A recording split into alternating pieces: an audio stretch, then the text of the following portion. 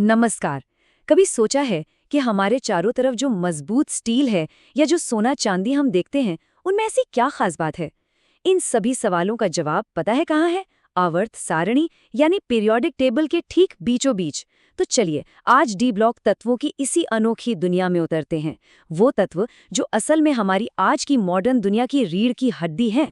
तो ये हैं वो डी ब्लॉक के तत्व जिन्हें हम प्यार से संक्रमण धातु या ट्रांजिशन मेटल्स भी बुलाते हैं।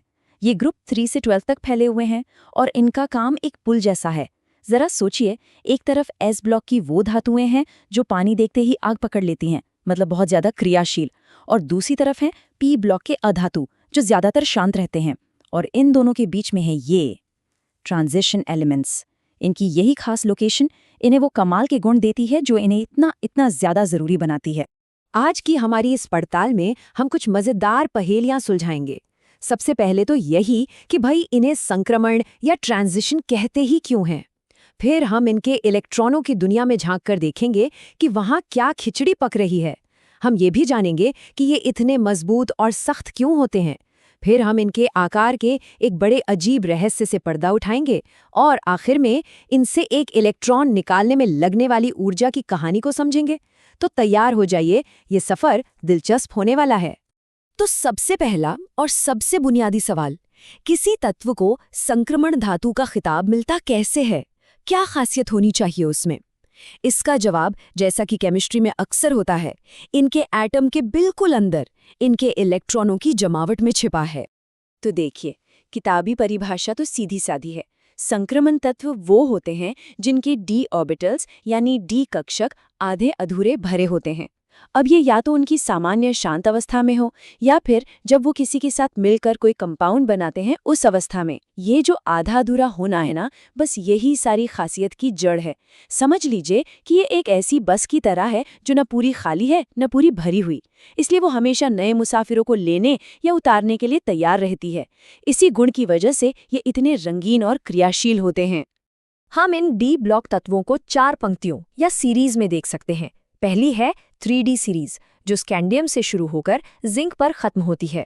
इसमें लोहा, तांबा जैसे हमारे सबसे जाने पहचाने वाले मेटल्स हैं। इसके नीचे आती हैं 4D और 5D सीरीज, जिनमें चांदी, सोना और प्लैटिनम जैसी कीमती धातुएं रहती हैं।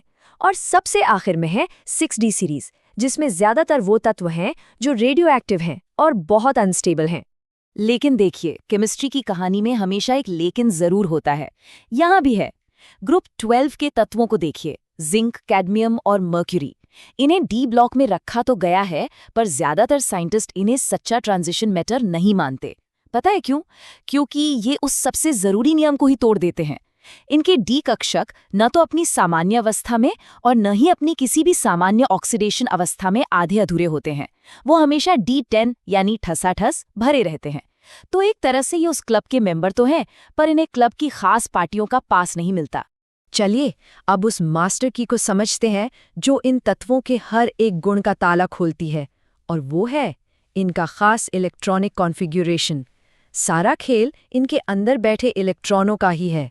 इनका जो सामान्य इलेक्ट्रॉनिक विन्यास है वो है n-1 D1 to 10 ns1 to 2।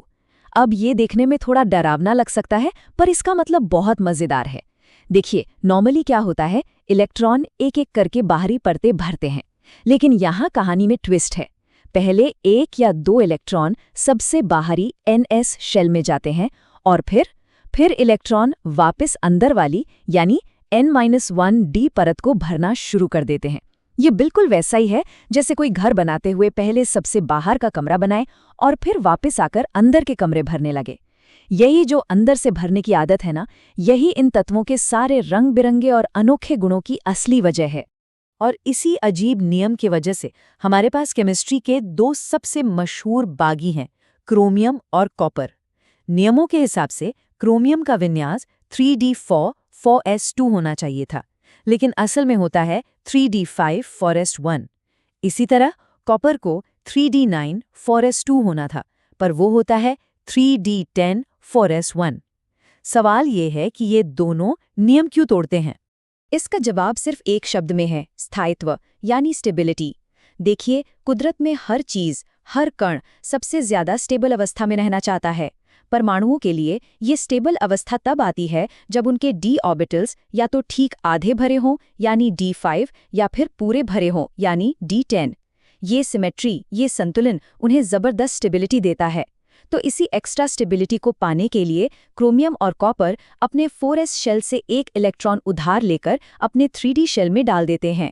वो थोड़ी सी ऊर्जा खर्च करके एक बहुत बड़ा फायदा कमा लेते हैं। तो ये तो हुई परमाणुओं के अंदर की कहानी, पर इस कहानी का असर हमारी दुनिया पर कैसे पड़ता है? चलिए देखते हैं कि इलेक्ट्रॉनों की ये अदृश्य दुनिया इन धातुओं को असल दुनिया में इतना ठोस, मजबूत और काम का कैसे बनाती है। ये सभी तत्व वो सारे गुण दिखाते हैं जो हम किसी भी अच्छी धातु से उम्मीद करते हैं। इनमें बहुत ज़्यादा टेंसाइल स्ट्रेंथ होती है, मतलब ये आसानी से टूटते नहीं। इन्हें पीट पीट कर सोने के वर्क जैसी पतली चादरें बनाई जा सकती हैं। इन्हें खींचकर तांबे जैसे पतले तार बनाए जा सकते हैं। ये गर्मी और बिजली के बहुत अच्छे कंडक्टर होते हैं। और हाँ, जिंक या मर्क्यूरी जैसे कुछ नरम अपवादों को अगर छोड़ दें तो ये बहुत कठोर और चमकदार भी होते हैं। इन सभी गुणों की जड़ में एक ही चीज है, इनके परमाणुओं के बीच का मजबूत धात्विक बंधन। इसे हम परमाणुीकरण की एंथैल्पी से नापते हैं। आसान भाषा में इसका मतलब है इन धातुओं के परमाणुओं को एक दूसरे से अलग करने में कितनी ताकत लगेगी। इस ग्राफ को देखिए, चोटियां जितनी ऊंची, बंधन उतना ही मजबूत। और ये मजबूती आती है उन अकेले यानी अनपेड डी इलेक्ट्रॉनों से, जो एक मजबूत गोंद की तरह काम करते हैं। जितने ज्यादा अकेले इलेक्ट्रॉन उतना मजबूत गोंद। अच्छा, मैंगनीज पर वो गिरावट देख रहे हैं? वो इसलिए है क्योंकि मैंगनीज का D5 विन्यास पहले से ही इतना स्टेबल है कि वो कहता है, भाई मैं तो खुद में ही खुश हूं, मुझे ज्यादा मजबूत बंधन बनाने में कोई दिलचस्पी नहीं है। अब एक और पहेली की बारी। ये पहेली है इनके साइज की, इनके परमाणु आकार की। यहाँ परमाणुओं के सिकुड़ने और एक अजीब सी समानता की बड़ी दिलचस्प कहानी छिपी है। देखिए, जब हम किसी भी सीरीज में बाएं से दाएं जाते हैं तो परमाणु का आकार थोड़ा थोड़ा घटता है। ये तो नॉर्मल बात है। लेकिन असली हैरानी तब होती है जब हम 4D सीरीज की तुलना 5D सीरीज से करते हैं। अरे, इनके आकार तो लगभग एक जैसे हैं। ये कैसे हो सकता है?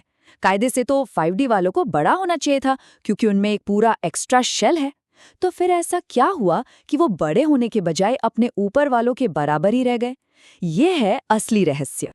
इस रहस्य का नाम है लैंथेनॉइड आकुंचन या लैंथेनॉइड कंट्रैक्शन।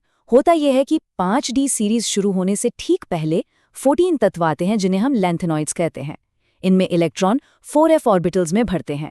अब मुश्किल ये है कि ये जो 4f इलेक्ट्रॉन्स हैं, ये बहुत ही खराब पहरेदार होते हैं। मतलब ये न्यूक्लियस के पॉजिटिव चार्ज को बाहरी इलेक्ट्रॉनों से ठीक से छिपा नहीं पाते, उसे शील्ड नहीं कर पाते। इनका शील्डिंग इफेक्ट बहुत कमजोर होता है। और जब पहरेदार कमजोर हो तो क्या होगा? न्यूक्लियस, जो एक ताकतवर चुंबक की तरह है, बाहरी इलेक्ट्रॉनों को और भी जोर से अपनी तरफ खींचता है। इस जबरदस्त खिंचाव की वजह से पूरा का पूरा परमाणु अंदर की ओर सिकुड़ जाता है। और ये सिकुड़न इतनी ज्यादा होती है कि वो एक एक्स्ट्रा शेल होने के फायदे को लगभग खत्म ही कर देती है। नतीजा, 5D सीरीज के तत्व अपने से ऊपर वाली 4D सीरीज के बराबर आकार के हो जाते हैं। इसीलिए तो जर्कोनियम और हेफनियम जैसे तत्वों के गुण इतने मिलते हैं कि उन्हें रासायनिक जुड़वां भी कहा जाता है। चलिए अब इस विश्लेषण के आखिरी पड़ाव पर चलते हैं, और ये है आयनन एंथैल्पी की पहेली। ये वो कीमत है जो किसी परमाणु से एक इलेक्ट्रॉन छीनने के लिए चुकानी पड़ती है। और हाँ, इसका कनेक्शन भी सीधा सीधा स्टेबिलिटी की कहानी से ही है। इस पहेली को समझने के लिए जिंक का केस लेते हैं। जिंक से उसका पहला इलेक्ट्रॉन निकालना इतना मुश्किल क्यों है? उसकी आयनन एंथैल्पी अपने आसपास के तत्वों से काफी ज्यादा होती है। ऐसा क्यों है कि वो अपने इलेक्ट्रॉन को इतनी मजबूती से पकड़ कर रखता है? आंकड़े देखें तो जिंक से पहला इलेक्ट्रॉन निकालने के लिए 906 किलोजूल प्रति मोल ऊर्जा लगती है। ये काफी बड़ी संख्या है। ये संख्या हमें चीख चीख कर बता रही है कि जिंक अपना इलेक्ट्रॉन देने के मूड में बिल्कुल भी नहीं है। और इसका कारण? आप सही सोच रहे हैं, एक बार फिर वही है स्थायित्व। जिंक का विन्यास है Ar 3d10 4s²। उसका जो 3D शेल है वो पूरी तरह से भरा हुआ, संतुलित और बेहद स्टेबल है। वो एक बंद तिजोरी की तरह है। अब भले ही आप इलेक्ट्रॉन बाहरी 4s शेल से निकाल रहे हों, लेकिन आप उस पूरी स्टेबल व्यवस्था को डिस्टर्ब कर रहे हैं। जाहिर है परमाणु इस डिस्टर्बेंस का पुरजोर विरोध करेगा, और इसी विरोध को तोड़ने के लिए इतनी ज्यादा ऊर्जा की जरूरत पड़ती है। तो आज के इस सफर से हम क्या क्या सीख कर जा रहे हैं? पहली और सबसे बड़ी बात, डी ब्लॉक तत्वों का असली राज उनके अंदर वाले n-1d ऑर्बिटल में छिपा है। दूसरी बात, स्टेबिलिटी ही असली किंग है, खासकर जब डी ऑर्बिटल आधा भरा हो d5 या पूरा भरा हो d10 हो। तीसरी बात, यही स्टेबिलिटी का नियम उनकी मजबूती, उनके आकार और उनसे इलेक्ट्रॉन निकालने की कीमत सब कुछ तय करता है। और चौथी बात, लेंथेनॉइड आकुंचन वो अदृश्य ताकत है जो पीरियोडिक केबल के एक हिस्से को सिकोड़कर 4D और 5D सीरीज को हमशक्ल बना देती है। आखिर में बस एक सवाल छोड़कर जा रहा हूँ, जरा सोचिए, हमारी इमारतों में लगे स्टील से लेकर हमारी गाड़ियों और फैक्ट्रियों में काम करने वाले कैटलिस्ट तक, ये सब इन्हीं बीच वाले तत्वों की देन है। अगर इनके ये अनोखे गुण ना होते तो क्या हमारी दुनिया वैसी होती जैसी आज है? सोचिए, परमाणुओं के अंदर इलेक्ट्रॉनों की स्थिति का एक छोटा सा अंतर हमारे चारों तरफ की बड़ी बड़ी चीजों को मुमकिन बनाता है। इस पर सोचिएगा जरूर।